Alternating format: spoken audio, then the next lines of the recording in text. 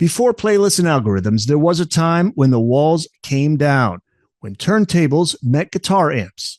Run-DMC and Aerosmith rewriting the rules, the Beastie Boys tearing down genre lines, and Anthrax and Public Enemy proving riffs and rhymes could hit just as hard together. These weren't gimmicks. They were culture-shifting moments that would change music forever. When rock met hip-hop, that's coming up next. Welcome back to Booked on Rock, the podcast for those about to read and rock. We have a returning guest on the show.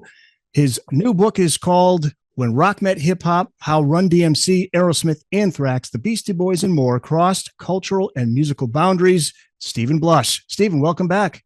Pleasure to be here. Pleasure to be back, I should say. Good to talk to a fellow East Coaster who is suffering from this very cold, snowy winter we're having here. Yeah, it's brutal. It's really brutal. It's like a punch to the stomach. Yeah, really. you got me beat in New York. You said 19 inches here in Connecticut. I think it was about, I don't know, foot and a half, but yeah. Enough. Enough. But, you know, this is the time of year. It's a great time of year to pick up a great book and read. And this is one of them. And it's a topic that is really interesting because it's right in my strike zone with my age. Born in 72. So I grew up, hit those teen years when Run-DMC and Aerosmith, the Walk This Way song takes off. And from there, you just see the progression of rap rock. So talk about the book. How long did it take you to put together? What was the inspiration to write the book? This is part of a trilogy. I had written 3 books. So it was When Rock Met Disco. Actually, I have it here. When Rock Met Disco. And when I'm telling this story, I'm not really talking about, while I do give you a thumbnail sketch of the history of disco, it's really about when rock crossed over into it with, the Rolling Stones, Miss You, and Kiss, I Was Made for Loving You, and Rod Stewart, Do You Think I'm Sexy, and Blondie, and Queen, and all that kind of stuff. And what that really brought to disco was serious rock bands that played 200 days a year, as opposed to these like orchestral ensembles or light jazz groups that producers would put together. So it really gave a power to the music, and it was a unique sound. And then I wrote When Rock Met Reggae. And while I do give a thumbnail sketch of the history of Jamaican music, what I'm really talking about is when the Clash and the Police and those kind of bands, Blondie again, brought their heaviness and they brought a whole new thing to reggae, and likewise. Bob Marley did the song called Punky Reggae Party, where he name checks the Clash and the Sex Pistols and all that kind of stuff. So it's a whole new flavor. It's black and white, right? So I'm writing these histories as they go on. And When Rock Met Hip Hop was something that I had lived, like you're talking about. Well, that's what I was going to say. You talk about being in the strike zone. Yeah. You're in New York City as a journalist during this time. Yeah. And I was really there. I was there. And I was, early on, I interviewed the Beastie Boys and Run-DMC and Anthrax and Public Enemy. And so this was really in my wheelhouse, so to speak, and it's really getting a great response. I'm really happy about this book. I really feel like it's my best piece of writing, and I think it's something I could speak from a area of expertise. And you talk, you talked to so many people from that era. When did you start to get the sense that this is going to be around for a while? Did you ever think in the beginning, like, this may be a fad? Well, everybody said it was a fad. But I think what I saw was that in the underground, be it punk or metal or hip hop, there was a commonality of uh, intensity and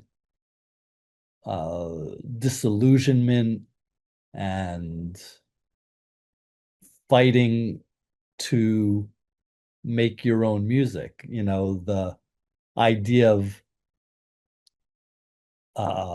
the Beastie Boys doing No Sleep Till Brooklyn with Kerry King from Slayer. I mean, it was so ahead of the curve. It was crazy. We'll talk about that. He only got, what, like $20 to do it or Yeah. something? Yes. Yeah. I think the actual number is 250. So let's No, give it's him 250. yeah, Okay.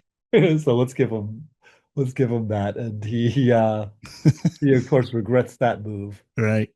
you know, as many studio musicians uh tend to feel. But was it with Run-DMC Aerosmith that you thought, yeah, this is going to be around, or maybe Beastie Boys? You get to the late 80s, it was, I remember thinking, yeah, this is here to stay.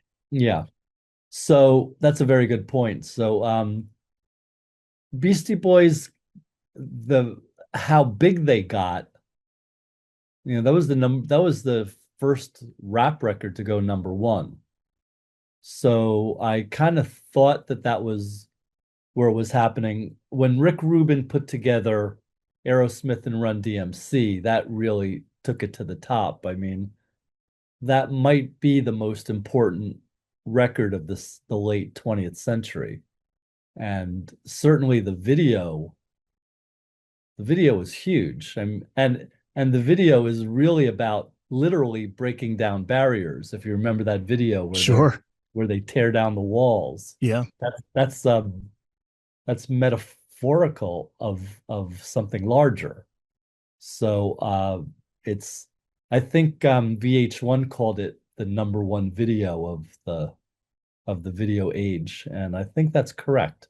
That song alone, you could write a whole book on, because what it did for Aerosmith, what it did for Run DMC in terms of breaking them through to a wider audience. Yeah, New York City, the epicenter of the cultural universe, you call it, right? Prime example. And you mentioned Blondie and the song Rapture. I mean, that's an important song too. You spoke with Debbie Harry, you talked to Blondie's co-founder and guitarist, Chris Stein, about the importance of hip hop culture in the late 70s. So we're going back to the late 70s when this all starts. You spoke to Fab Five Freddy from Yo MTV Raps. He's in the video for Rapture. Debbie Harry references him in the song, which went to number one. So tell us how that song came to be. The original disco was Rapper's Delight and New York, and all those kind of songs, Grandmaster Flash, Sugar Hill Gang. That was basically like disco music. And Blondie had already come out of having a huge disco hit right around that, you know, about a year or two before that.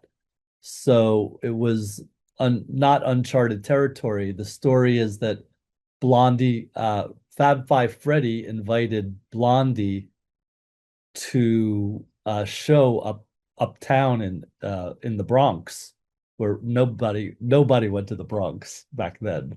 And that is the first, you know, we jumped straight into the Beastie Boys and all that, but really 3-4 years before that is Blondie Rapture. And that's really kind of defined this kind of uptown and downtown kind of thing. If people don't know what I'm talking about, downtown is where the clubs were and the artists were. Uptown was where you know, it was basically non-white territory. So when you brought them both together, you developed this new sound and a new flavor. And that's the start of when rock met hip hop. Yeah, and it's interesting you talk about the history of rap and how the origins are. A lot of it comes from radio DJs. And I was in radio, and there was this thing called hitting the post. You talk right up until the singing starts. Yep. And it starts there, but in different parts of the country, I think, from what I recall in the book. And how the thing is, you got to rap over that music. And that leads to these DJs at the clubs looking for the perfect song to rap over. So you want to have something with a really awesome beat, but also something maybe have an extended opening to it that you can talk over, right? Right, for sure. It was kind of a freestyle thing that kind of became a format. The MCs, it was like like the word MC, an MC, EMCEE is like the host of a party or a host of an event. Master of ceremonies. Yeah, right. Absolutely. And that's what the master of ceremonies thing is taken to a whole new level in hip hop. And it becomes the music is the DJ, and the music is the rapping master of ceremonies, as you just said. How much does it come from? I always thought about the beat poets in the 60s too. Like maybe that's also, there's some kind of lineage there, you know? There's a total connection there. The Last Poets, Gil Scott Heron, if you know these names, they were they were rapping early on. Over music. Yeah, right, exactly. And like you said, in the radio stations, you had the people talking over the record. So this was just the next step of how it followed. Like Grandmaster Flash, I'm sorry, Rapper's Delight by the Sugar Hill Gang was something that Sylvia Robinson, who ran Sugar Hill Records, she saw a couple of these cats DJing, they rapping, but it wasn't called rapping at that point. So she formalized it with this record. And so that's where it kind of starts, but where it becomes really hard is it starts with Run-DMC with Rockbox and King of Rock. And then, of course, after that is the collaboration with Aerosmith. And then what you had a little bit after that, it was a very influential around the country, around this 1986 record that Rick Rubin put together is meaning Run-DMC and Aerosmith kind of takes off around the country. Already you had License to Ill getting around the nation and the world as well. And what that led to was a whole new explosion in Los Angeles. And that's actually with rock bands rapping. So you had the Red Hot Chili Peppers, and you had Faith No More, and you had Jump Around by House of Pain, and you had Cypress Hill. And where it all culminates is in Rage Against the Machine, where there's even a line where a year before the Rage Against the Machine album is when the Bring the Noise by Anthrax and Aerosmith Public Enemy comes out. And that was a really heavy record because Public Enemy had already recorded that song.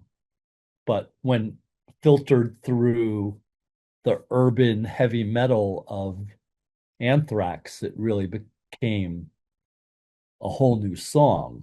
And when I interviewed Scott Ian from Anthrax, he says, yeah, that was just a song. But if you want to look at where it was taken to, was the next level it was taken to was with Rage Against the Machine, because they were a band based on hip hop. So that's super important to understand. So that's 1992. 1993 is a record, a soundtrack called Judgment Night, which Yes. is, which is super influential. You got a whole chapter on that. Yeah, well, I wrote a whole chapter on that, correct. And House of Pain and Helmet, Cypress Hill and Pearl Jam, uh, Ice-T, Body Count with Slayer doing an Anthrax medley. I'm sorry, doing the Exploited medley. So this was music just taken to its furthest extreme. Probably one of the most uh, influential records, certainly among musicians, uh, from that time. And that's 1993. 1994 is first Korn record. And then you get the rise of nu metal through Limp Bizkit, Linkin Park, System of a Down, and that music kind of leads to today. So when people talk about when rock met hip hop, originally they're talking about like a 10-year period, meaning like the mid 80s to the mid 90s, but there's this whole new generation of groups who carry it on to today. So that's a very long legacy, and I think it's integral to what music is. In other words, music is always going to be a fusion now. Now you've got country and hip hop, you hear that all the time. I heard a cool one the other day, which I guess it's been out for a few years, but these guys do White Zombie riff, and then it breaks into Johnny Cash, and it like works perftly. Wow.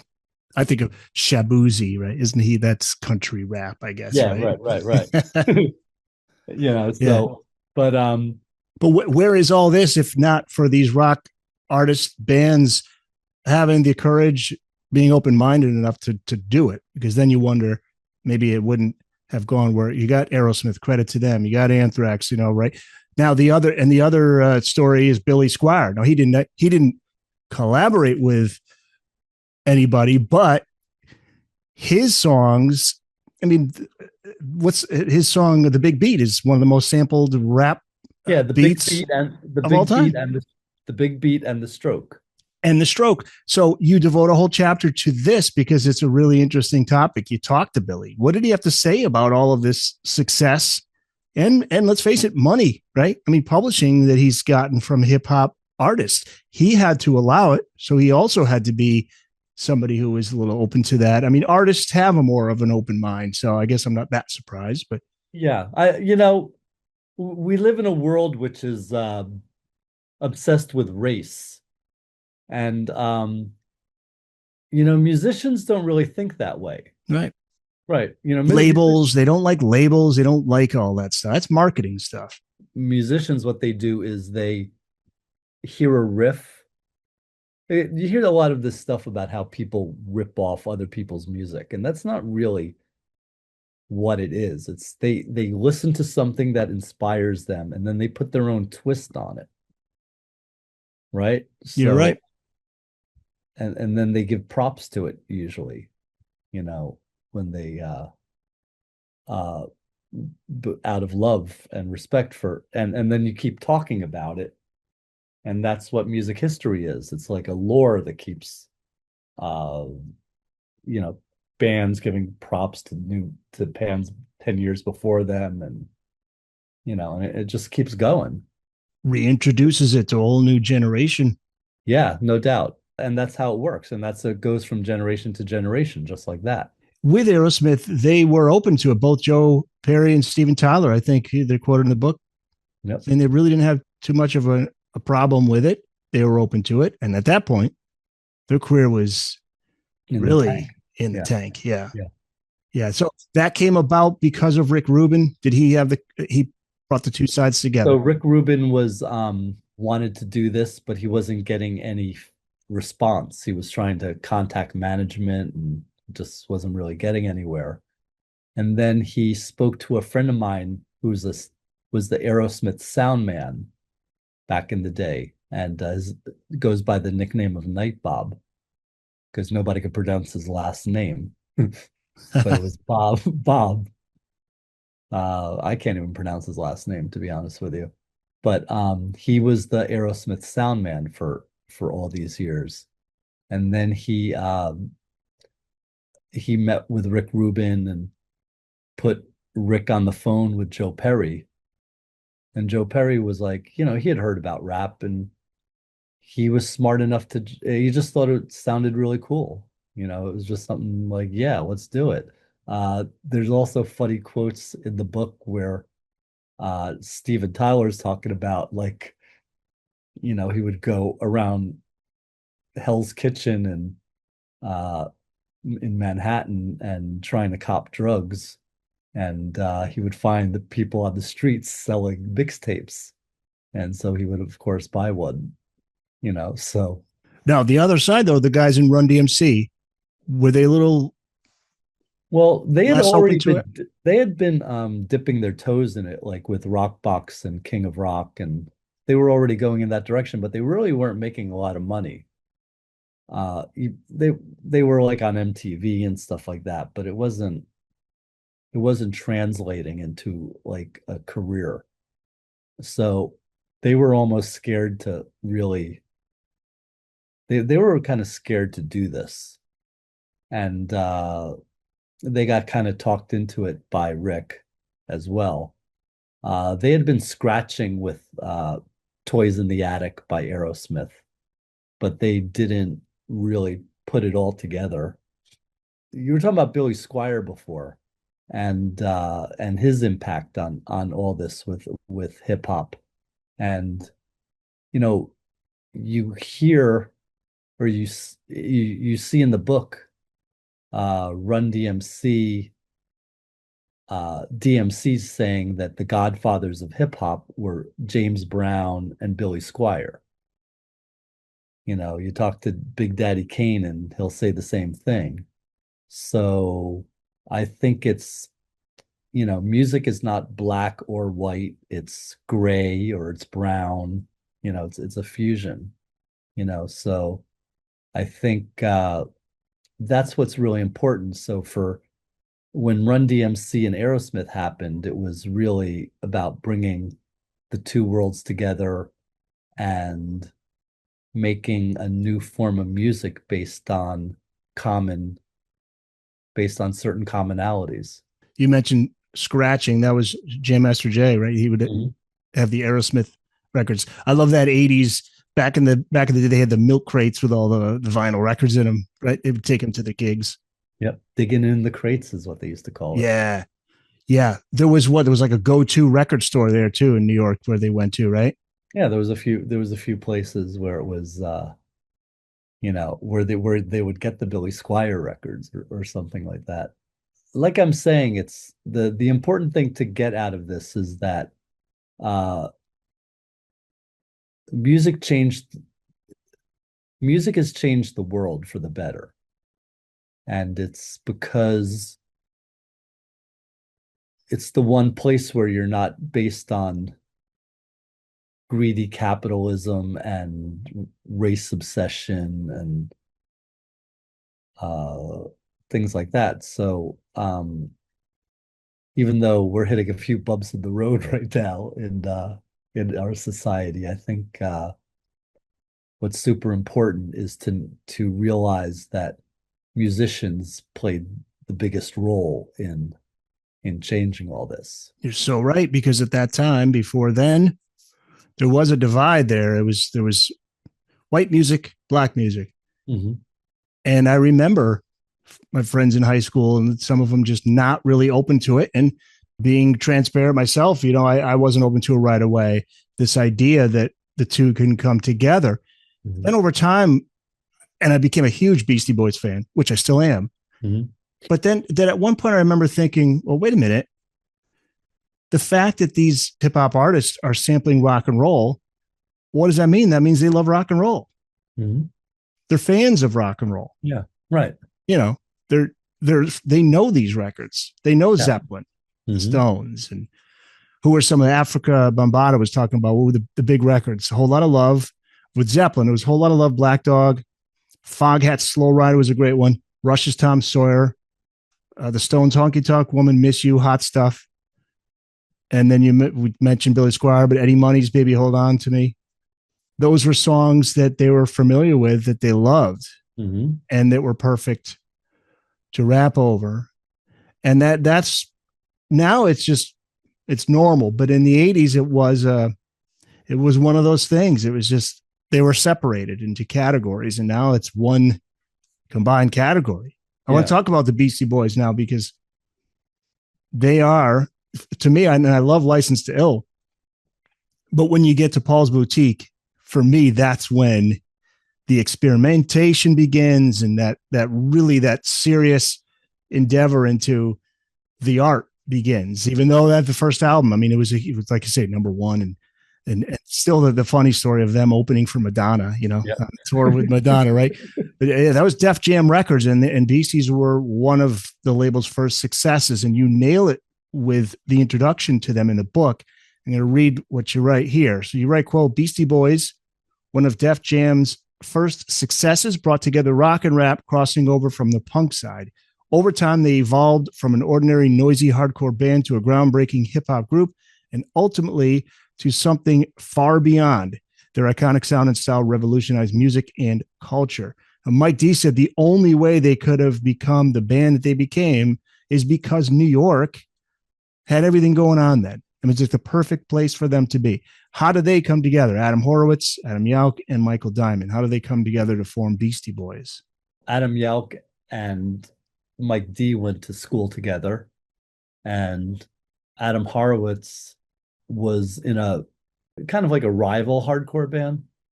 They were also kind of humorous, and he was a really good guitar player. So that's how he ended up in the group. Just like that. I mean, this was a band of 15-year-olds at the time. And Rick Rubin stepped in and gave them, this musical vocabulary that was far beyond what they had before. And he produced them, and yes, was the DJ on that Madonna tour. So that was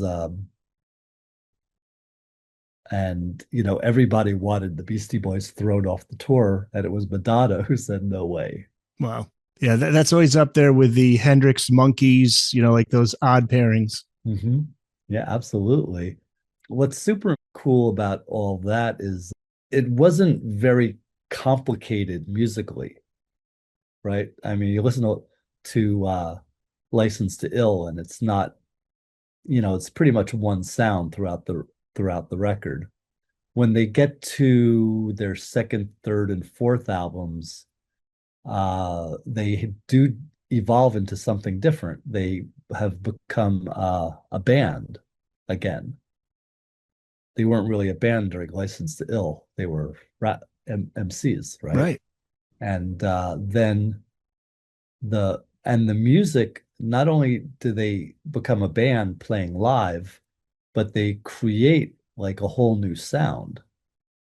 It's hip hop, and it's rock, and it's punk, and it's alternative. Right. I mean, in the 90s, alternative rock radio, it's like they found a new home. Yeah. Yeah. And that's an incredible thing. I think Sabotage and, all those kind of songs are just so incredible because they are something different. Yeah. It's something very unique. And when Adam Yauch died, I just thought, boy, this is the end of something really special. Like it's the end of an era. Mm-hmm. Well, it was the end of the Beastie Boys.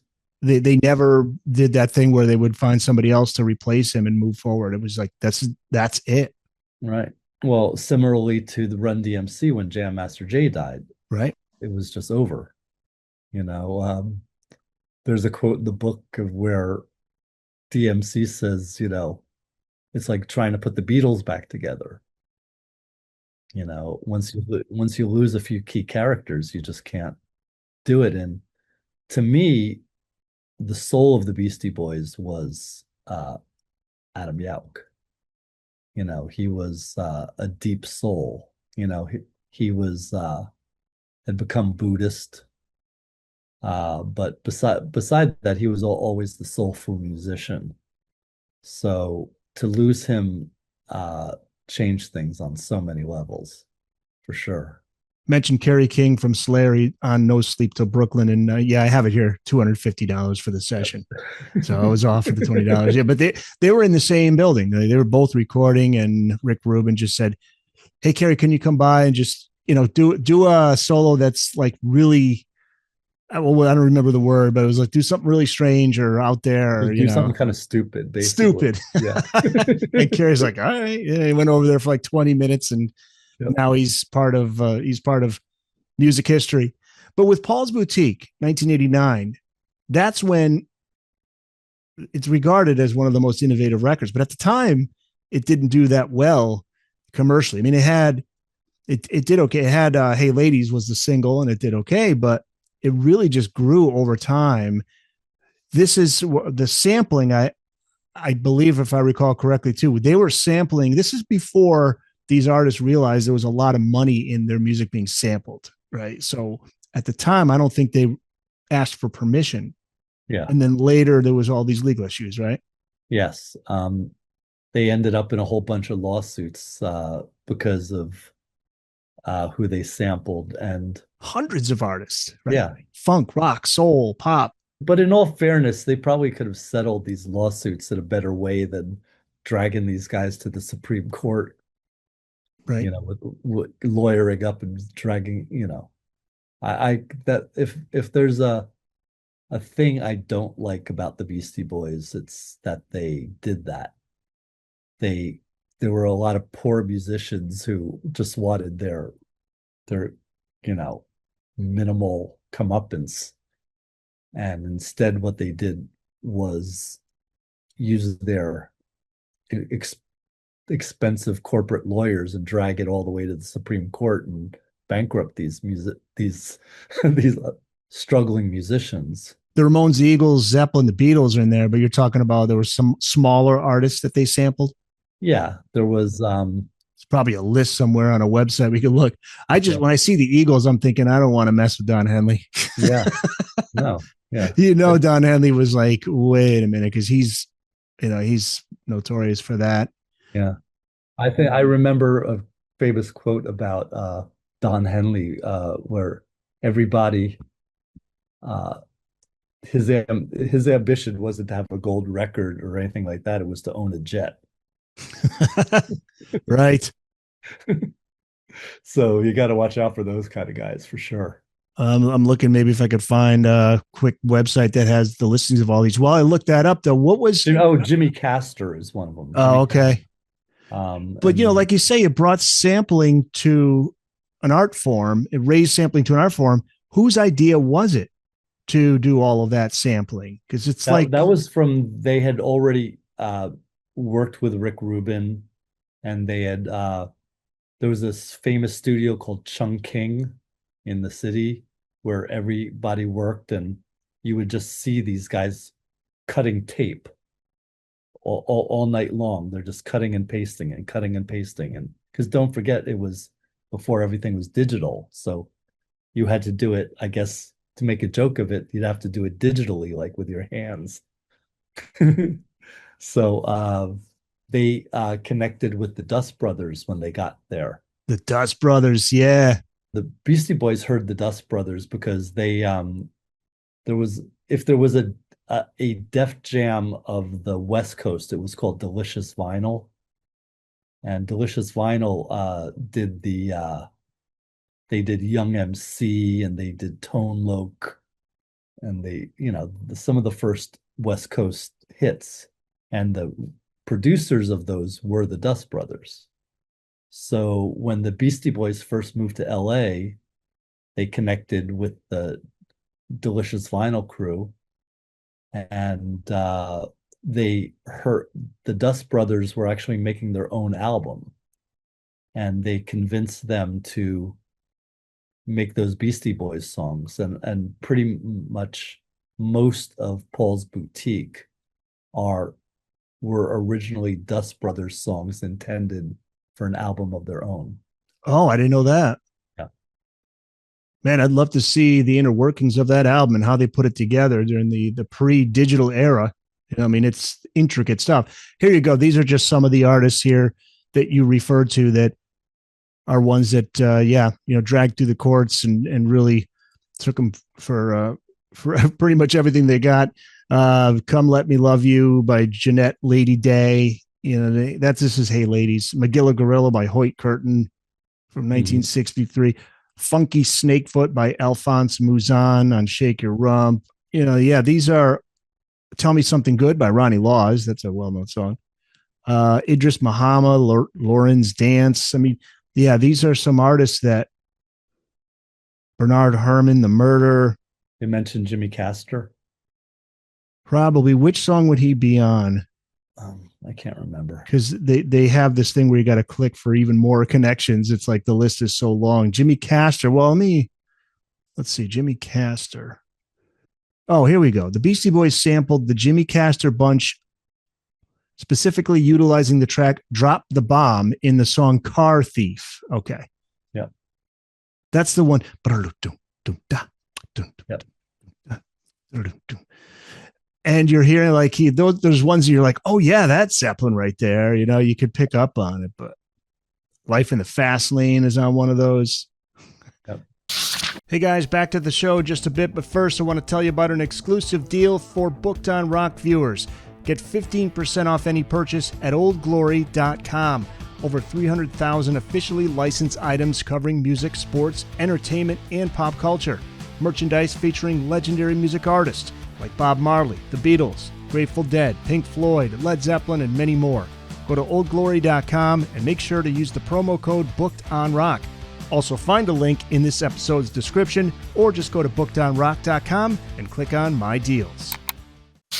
Stephen Bluss, the author of When Rock Met Hip Hop, How Run-DMC, Aerosmith, Anthrax, the Beastie Boys, and more crossed cultural and musical boundaries. A chapter on Public Enemy is another one of my favorite hip hop groups. Talk about how they blended hip hop beats and thrash metal on their collaboration with Anthrax. You did talk about a little bit, Bring the Noise. Scott Ian says nothing comes close to moving him as much as Public Enemy did. How did that partnership happen again? Well, just to go back a step, Chuck D had done a radio show on a college radio in Long Island at Adelphi University. And he had a song. I don't know what the title of it was, but it was the intro song to the radio show. And Rick had heard this and flipped out over it. And he went, Chuck was working at a record store, and I guess Chuck had told them, if some guy named Rick Rubin calls, tell him I'm not here. And that went on for like 6 months. And Chuck said, I want to do this on my own terms, and I want to be the Clash of hip hop. And Rick Rubin was like, yeah, whatever you want. You know, go ahead. You got it. So, and the sound of Public Enemy was a producer squad called the Bomb Squad. And Hank Shockley, who was one of the main characters in the Bomb Squad, worked at a heavy metal record store. So he was a big fan of Metallica and Iron Maiden, and Megadeth was a big one. You know, so to him, when he got started working on the first records by Public Enemy, he said, I want to make my version of Peace Sells But Who's Buying by Megadeth. Then there's on the first or second album, there's a song called She Watched Channel Zero, and that features a slowed down version of the riffs from Rain and Blood by Slayer, which is, of course, a song about like a Nazi, like Right. Joseph Mengele. And so, it was a really intense band. They were just following this track of doing that. And then Scott Ian was wearing a Public Enemy t-shirt on the cover of some heavy metal magazine that it was forwarded to, that somehow Chuck D saw. So I'm not sure what song it was, but he name dropped Anthrax in a rap. Wax is for Anthrax. Yeah, Right? Wax That's is the for lyric. Anthrax. Yeah. And which I still don't understand what that means, but it sounded cool. Right. Fast forward a few, then you fast forward a couple albums, and I think it's on the third album that they did Bring the Noise, but it was a black version of it. And it was Public Enemy's version. And it was intense, but it wasn't like what it would become. So, because us Anthrax as New Yorkers always had this interest in hip hop, they just kept calling Chuck D until he came around to do this. But it's not like that they were in the studio together. It's not like what Rick Rubin did. It's basically there were it was the song and a bunch of samples and a bunch of separate tracks sent to Anthrax, and then they assembled the whole thing themselves. So Okay. that makes it a little bit different. And that record came out both on an Anthrax record and on a Public Enemy record, that version. And the tour, the Anthrax Public Enemy tour, which on most of the dates also included Primus and this group called Young Black Teenagers, which was also produced by the Bomb Squad. They were one of the first white rap groups as well. Those tour dates, every one of them sold out in arenas, and there was a real respect between the audience. I remember like a real respect between the audiences. It would be probably about 70% white rockers and about 30% rap PE fans. There was concern at that time too. How is this going to go down? Is it going to Yep. be safe? And they all get together great. Yeah, It's cool. exactly. Everything was totally cool. And again, another track that changed the face of music. By the way, DX Ferris is quoted in the book, author DX Ferris. Mm-hmm. And he said to say hello, by the way. I said, I'm having Stephen Blush on. And DX Ferris, he's a great guy. I'm going to have him on again. He's got a book on Donnie Iris I want to talk to him about soon. Oh, that's great. But he is a huge Rick Rubin fan. And I'm just realizing now as we talk here and just talking about the book, I mean, where is this whole genre without Rick Rubin, right? I mean, like Red Hot Chili Peppers, like how important is he to them? Because he produces Blood Sugar Sex Magic in 91. That's their breakthrough. I mean, the Chili Peppers were successful, but not to the level that they were with this album. Yeah. I think Rick Rubin has produced 10% of the groups in the Rock and Roll Hall of Fame. Wow. And he accounts for like 150 million in sales. Staggering. Just staggering. Yeah. Yeah. It's his so I mean, he obviously has had, I'm sure there's been books on Rick Rubin or I know he does his own podcasts and stuff like that. But I knew him a bit back in those days. Did you? Yeah, and I liked what he was doing because it was kind of where I was coming from. I mean, although I was a writer, so, which is very different. I was a music journalist during that time. And, uh,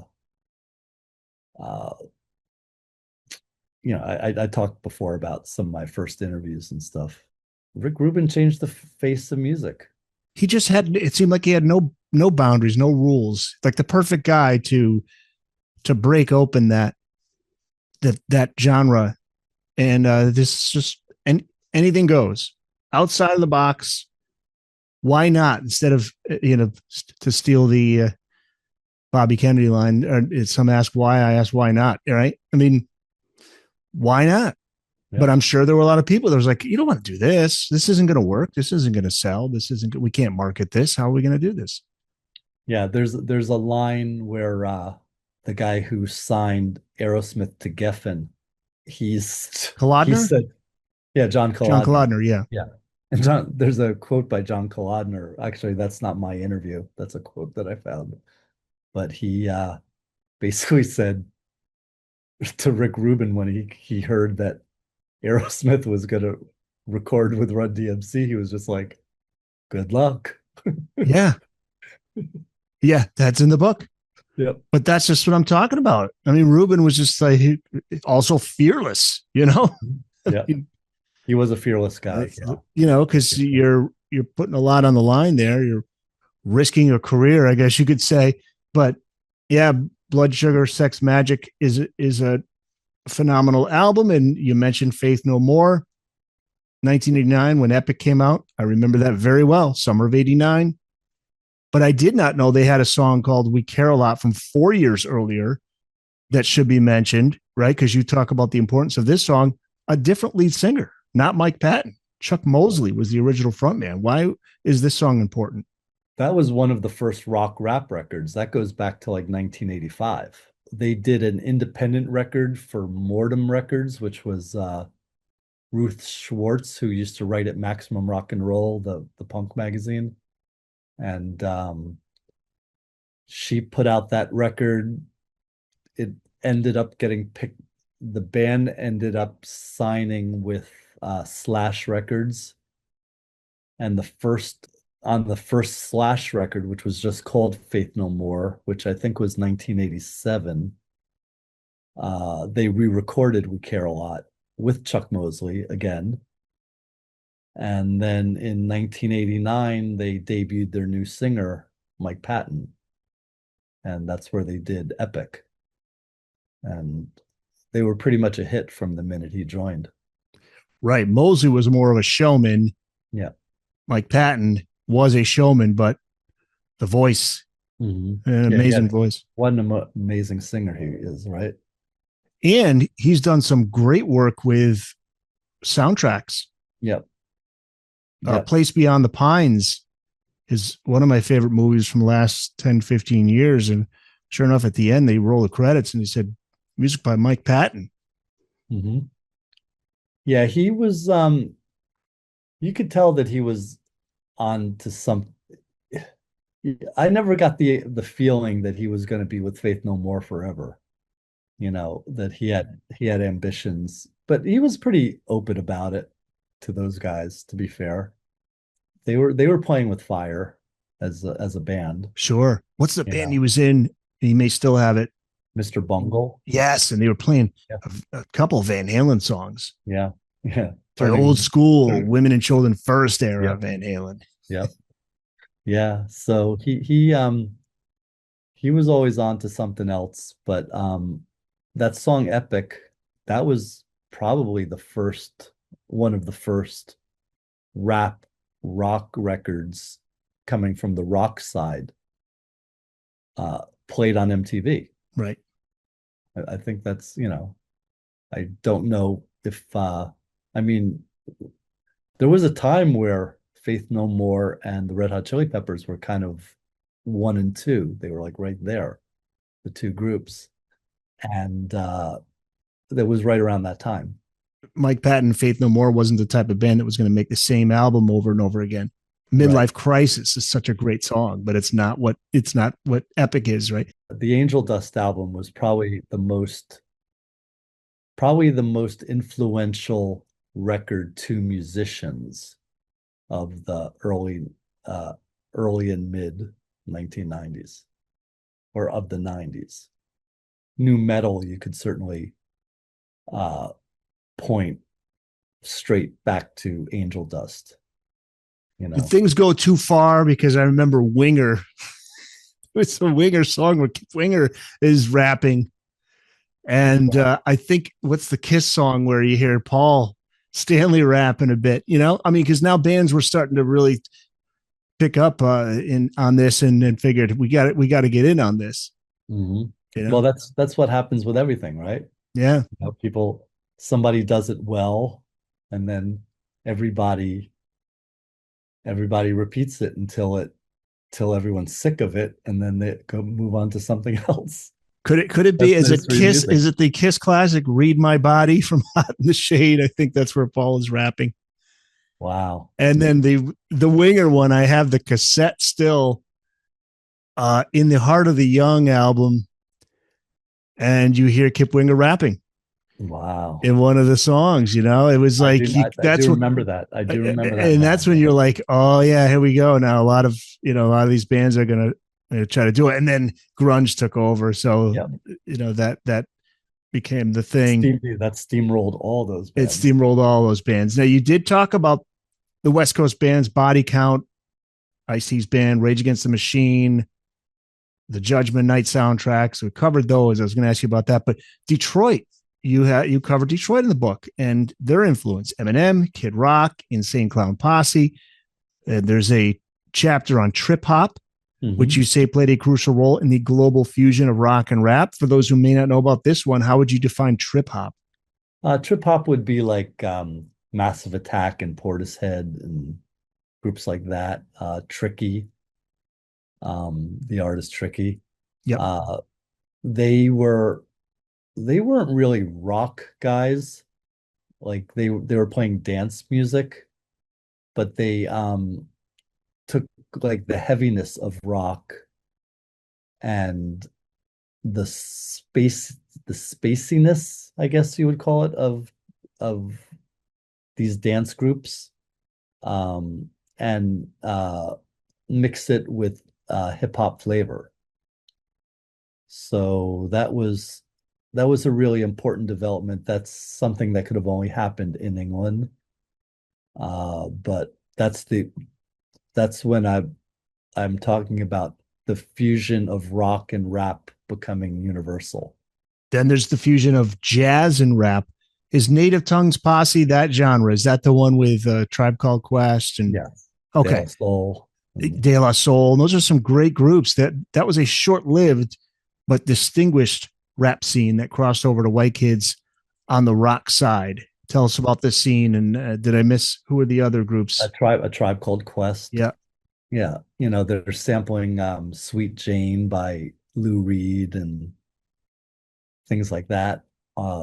Really thinking outside of the box. Black kids from the suburbs. So it was a little bit, again, it was black and white. It was black and white music, and it's super important, super important in the rise and fall. It managed to confuse radio programmers. Yeah, I would think, Yeah. I mean, especially black radio programmers. Yeah. It's like a precursor to where we're at now, where everything is streaming, and you got playlists that are all sorts of stuff that are all mixed together. But radio programming, if you wanted to capture the widest net, you had to have some kind of target audience. Yep. But this music was kind of the opposite. Right. There wasn't really a target market, because what is the target market? The target market is black and white kids, hip hop and rock and punk and alternative. It's kind of hard to nail that down, and that's the magic, which is a great thing. Yeah. It's just it's a great thing. Alt rock rap, Beck, right? 1996, his album Odelay, right? Huge hit. Yeah. And there's a Beastie Boys connection here, because Beck was a big fan of Paul's Boutique. Right. And then there's also the group Luscious Jackson, who literally is part of the the Beastie Boys crew recorded for Grand Royal, their record label. I'm also talking about the band Cake, uh, who did a Lou Reed sample and brought it to the dance floor. Going the distance. Yep. Do. Yeah. Great stuff. Yeah.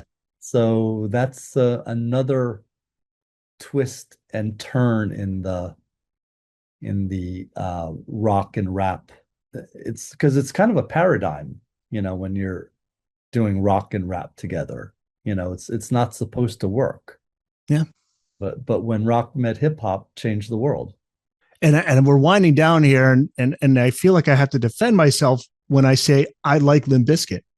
Yeah. But I like a lot of their stuff, and they're part of the new metal scene. Yeah. Well, I wrote a lot about new metal in the book. Yeah. Tell me about, what do you think of that era? Limp Bizkit, Korn, System of a Down, Linkin Park. I can't say when it's, I can't say I was the biggest Limp Bizkit fan when I started writing this, but I really spent a lot of time listening and trying to be truly objective in all this stuff. And 2+ years later, I already liked Korn, but I like Limp Bizkit. I like System of a Down.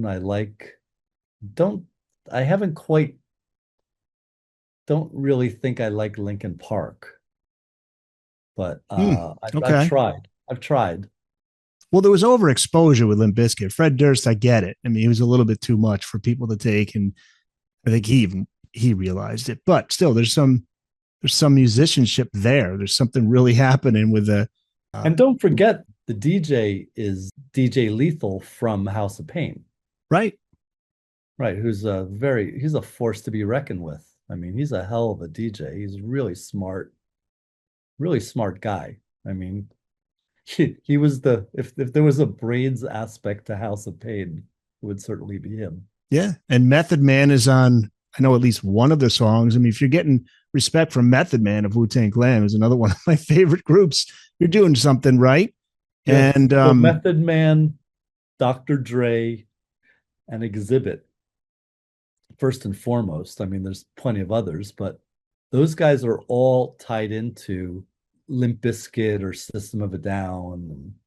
Yeah. John Otto, Wes Borland. Yeah. That's some good stuff. But did it kind of, I think it takes the heat for bringing rap rock to a halt. Mm-hmm. Where are we at now? I don't think there was a halt. I think there was like a break. I think there was a period where people just bagged on this music for so hard, for especially the critics. But it's like Limp Bizkit's like how I would compare it to like heavy metal during the punk years, where it was very disrespected but had its huge fan base. And now they're playing to pretty big audiences. I've seen some clips of them playing in stadiums. Yeah. And it's breakdancing, and it's guitars, and it's DJ Lethal scratching, and I think it's great. And I think the fact that it's still around is a testament to the power of when rock met hip hop. The whole point of this is that, like, this is not just a 10-year from the early mid 80s to the early mid 90s. This is something that carries on till today. So this is a universal theme of music, and it's only for the better, racially, musically, psychically, ideologically. It's right there.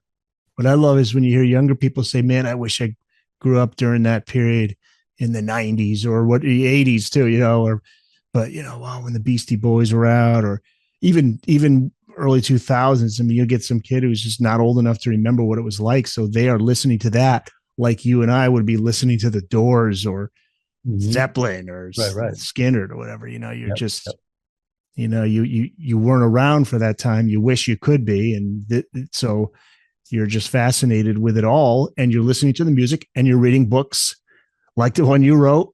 And I think it's important to read this book to get a full understanding of the history of this from the beginning until now, when rock met hip hop, how Run-DMC, Aerosmith, Anthrax, the Beastie Boys, and more cross cultural and musical boundaries. The book is out now, right? Just you could out. Literally past few days. Yeah. Okay. Find it wherever books are sold and look for it at your nearest bookstore, bookedonrock.com. You can find your nearest independent bookstore, see if you can find a copy there. And Stephen, where can people find you online? StephenBlush.com. I'm on Facebook and Instagram. The Stephen Blush is Instagram. I don't even know what the Facebook one is, but it's you could find me. You can find me. I'll look for it. Yeah, and I'll talk to anybody. Anybody who's been listening to this, which I consider a very cool podcast. Thanks, man. So happy to have you back on again. There's a couple of years, maybe more, since you were last time. Yep, it's been a while, but I'm going to keep doing this till they bury me. So, all right, yep. Yeah, and again, plug the other two books as part of this series. That's yeah. So this is a trilogy: When Rock Met Disco, When Rock Met Reggae, and now When Rock Met Hip Hop. Yes, cool. I'd love to have you back on again to talk about those books. I had you on for your hair metal book. Yep. And what was the title? American Hair Metal. American Hair Metal, which we had a lot of fun, and people were very surprised to see that you wrote a book on hair metal, right? Yep. We were talking about that. Oh yeah, including a lot of people I know. You're known as a hardcore metal guy. Yep. That's right. Yeah, fantastic to have you on. Love the book. All the best with that. And Stephen, thanks. We'll talk to you again down the road.